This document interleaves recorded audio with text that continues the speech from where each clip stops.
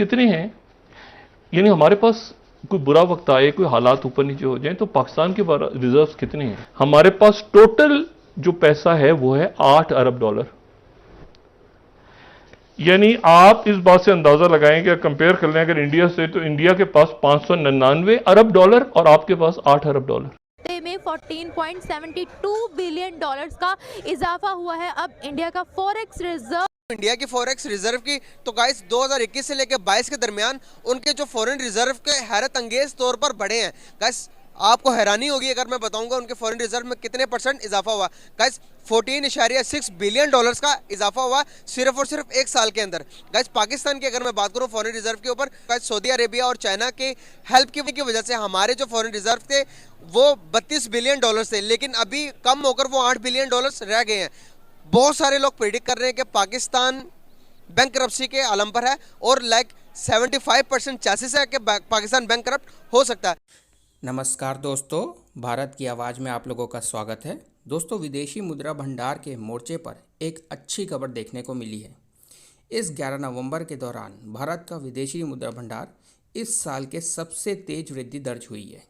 भारत का विदेशी मुद्रा भंडार जहां 14.73 बिलियन डॉलर बढ़ा है, एक हफ्ते में यह विदेशी मुद्रा भंडार में की अब तक के सबसे तेज वृद्धि दर्ज हुई है।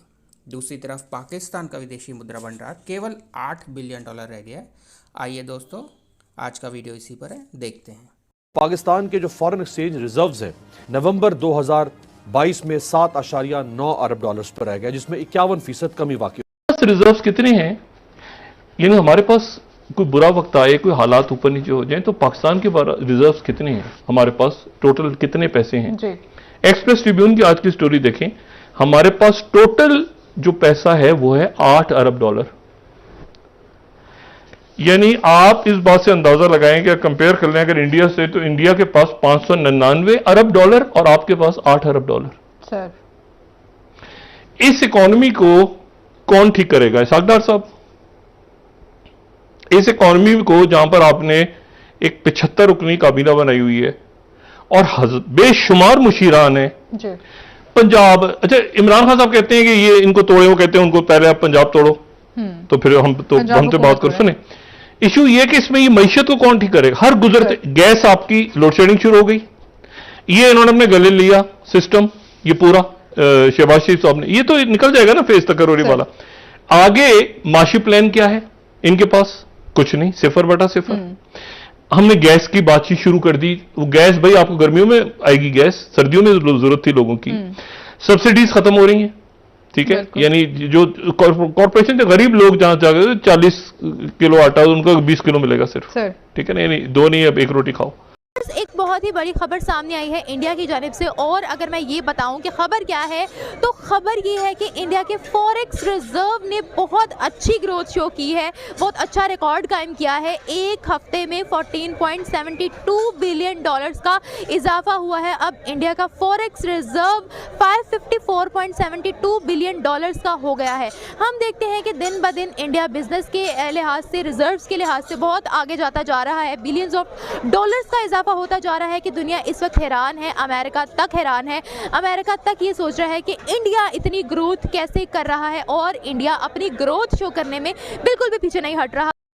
इंडिया इतना डेवलप हो गया, दुनिया मानती है। बनी हुई ना, हमने 48 में इंडिया के साथ जंगी, 71 में जंग की, 99 कारगिल वर्ड जहां से हमारा इलाका है, ठीक है ना, कारगिल में जो होता यार, ठीक है जंगी हुई, लेकिन एक चीज आप देखो ना, आप एक जिद पे ना अड़ो ना, आप रियलिस्टिक अप्रोच, ग्लोबल पॉलिटिक्स को आप रियलिस्टिक अप्रोच से अगर आप देखें, रियलिस्टिक, तो हमें मानना पड़ेगा इंडिया के जो गवर्नेंस सिस्टम है, इंडिया के जो डेमोक्रेटिक सिस्टम है, उनका कल्चर है, वहाँ पे मैंने डे फर्स्ट आपको शुरू में भी कहा था कि वहाँ पे मिलिट्री का जो इंटरफेरेंस है वहाँ पे, और जितने भी स्टेट इंस्टीट्यूशन है उनमें क्लैशेस इतने कम है, ठीक है ना।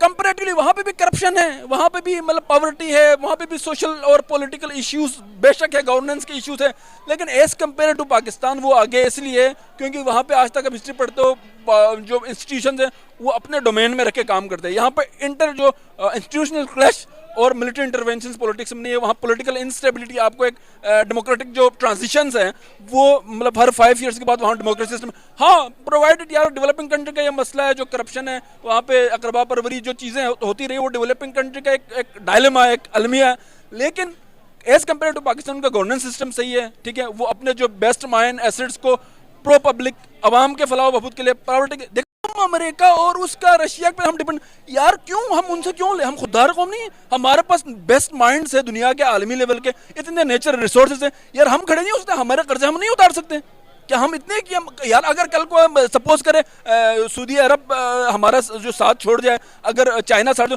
तो दुनिया की पहली इस्लामिक न्यूक्लियर पावर है, उसको खड़ा होने का हक नहीं है, मतलब खुददारी दिखाने को। हम कब तक यार, मैं तो कहता हूँ ये कब तक हम किसी पर डिपेंडेंसी जो ना इस चीज को सिंड्रोम को हम खत्म करें। हम करप्शन करते हैं, मतलब ठीक है ना, वो आप देखें कि अमेरिका आज बंद कर दे हमें देना तो पीना। देखो हमारे पास क्या क्या नेचुरल रिसोर्सेज नहीं है, इस खत्ते की जो जियोपॉलिटिक्स है और इस खत्ते की जो जियोग्राफी है, वो इतने अहम पॉइंट्स पे हम देखो, उसकी जियोग्राफी, हमारी जो लोकेशन है, उसमें हम बेस्ट यार, हमारे अगर लीडरशिप अच्छी हो ना, हम बेस्ट दुनिया के की यूटिलाइज नहीं किया जा रहा, की पॉलिटिकल प्लेयर हम बन सकते हैं। इस खत्ते में हम चेंज भी ला सकते हैं, हम यार बहुत कुछ कर सकते हैं कि इन चीजों को, अपने पोटेंशियल्स को हम एक्सप्लोर तो करें ना। बाहर से ऑर्डर्स आते हैं, क्यों आते हैं? हमने यार अपनी खुददारी की, देखो ना, एक तलक हकीकत है ना कि हमने खुददारी का हमने सौदा किया हुआ है, हमारे पॉलिसीज इंटरवेंशन, किसी की जरूरत है यार, मजाल है कि हम हमारे उसमें करें, ठीक है ना। तो ये चीजें अगर जब होंगी तो आपके जो प्रोडक्टिविटी सफ़र होगी, मतलब कंट्री की ना, तो मैं मतलब मुक़्तदर क़ुव्वतों से, जो ताकतों से मैं तो ये अपील करूंगा कि बहुत हो गया इस इलाके में। हमने अफ़गान वार की आप हिस्ट्री पढ़े, अफ़गान वार में हमारा क्या रोल था, आप बताएं ना हमें, हमारा क्या रोल था? हमने मतलब हम कब तक किसी थर्ड कुव्वत के अलाकार हम बनते रहेंगे? हम हमारा जो फॉरेन पॉलिसी हमारे खिलाफ, मैं कहता हूँ हमें चाहिए, हमारे जो फॉरेन पॉलिसी जो मेकर्स है, फॉरेन पॉलिसी प्रो पब्लिक होना चाहिए। हम आवाम का सोचे कि हमने गुर्बत के निचले सतह से, जो आपका अक़वाम मुत्तहिदा के इदारों के रिकॉर्ड्स यहाँ पे पड़ा हुआ है, कितने 30 से 35% आपके अवाम जिनको 2 वक्त की रोटियां नसीब नहीं, और आपका किसी कुव्वत के अलाकर हम क्यों बने?